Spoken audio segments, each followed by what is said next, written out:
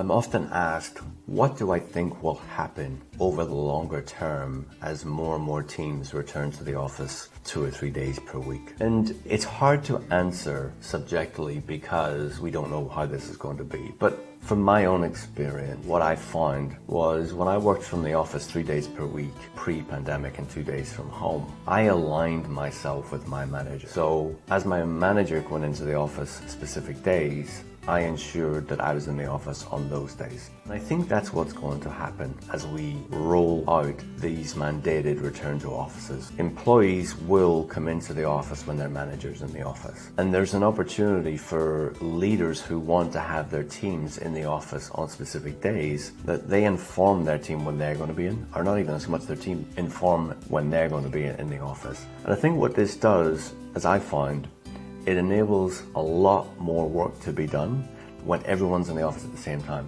When I say a lot more work to be done, let's not fool ourselves. People do more work when they can focus and have focus time, not when they're necessarily in the office with other people. When people are in the office with other people, that's a time for collaboration, interaction, building connections.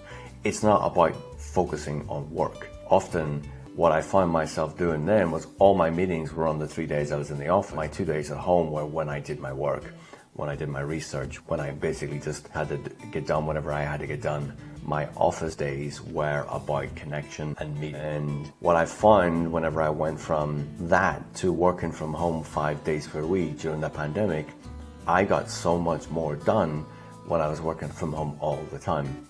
Now there's a balance, there's things that need to happen for sure.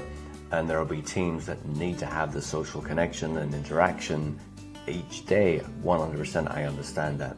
But depending on the nature of your business, depending on the nature of the role, the functions that individuals and teams do, I think the way people work and where people are going to work needs to fluctuate and needs to change based on those needs.